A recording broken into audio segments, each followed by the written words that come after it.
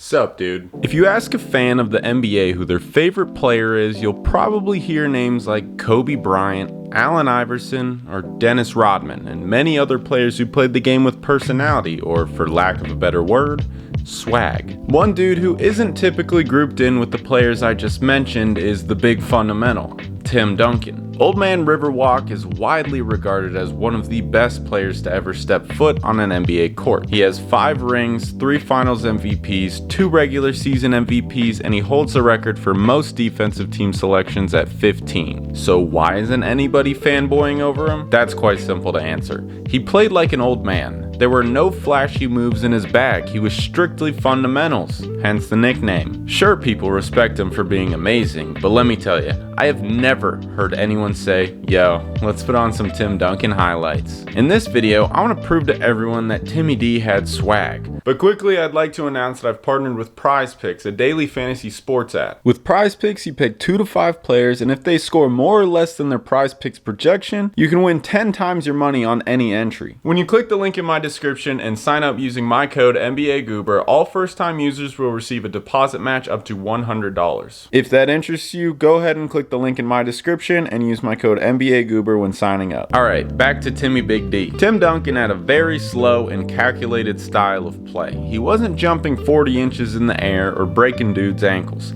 He was standing on the low block like a giant oak tree, unable to be pushed around. At 6'11", 250 pounds, with terrifyingly long arms, Tim was a physical force in the paint. He would use his giant frame to bruise his way as close as possible to the hoop. Tim was also very good at facing up his defender, using a plethora of pump fakes, jab steps, and spin moves to make it to the hoop. A lot of NBA fans like to call how he played boring.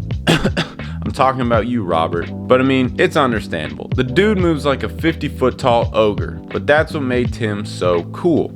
That was his swag. He's one of the most unique individuals in NBA history. He's basically Dennis Rodman, but the complete opposite. While Dennis liked to go out and party after a game and not even take a shower, Tim probably read a book. Allen Iverson is arguably the swaggiest dude in NBA history, and if I'm being honest, Tim Duncan is up there somewhere near him. Tim was just different. His signature shot was a bank shot. A bank shot. The only way I can explain how sick that is by saying that it's anti-dope, meaning it's not dope, but that's why it's dope. The dude showed up to games rocking jeans and a collared shirt looking like somebody's grandpa, then proceeded to put up 25 points, 12 rebounds, and 3 blocks on the regular. He was insane. He was the definition of less talk, more action. Kevin Garnett said Tim's way of trash talking was this. Timmy will hit you in phrases. Got you. Ooh, almost.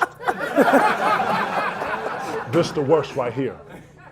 Nice try. Nobody can get in this man's head. Not even Kevin Garnett, who said some pretty outlandish things. Fun fact, Kevin Garnett once told Carmelo Anthony that his wife Lala tasted like Honey Nut Cheerios. Anywho, let's talk about Tim's D. Like I mentioned earlier, he has the most defensive team selections ever, but what's mind-boggling is he's never won a Defensive Player of the Year award, which is pretty insane knowing how many people have him as one of the greatest defenders of all time, if not the greatest. Homie was literally a tree on defense, in a good way. Imagine posting up a giant fucking tree. Sure, he moved a tad bit slow on the defensive end, just like every other aspect of his game, but it didn't matter too much because of how freakishly long and strong he was. His length and patience racked him up over 3,000 blocks in his career, earning 5th place on the NBA's all-time block list. The dude was a stone-cold killer. The way he approached the game was unlike any other. He wasn't trying to impress anyone. He just wanted to win. This mentality is what set him apart from the crowd and led him to his success. He went against the grain in his own way, and that's why I find him so cool.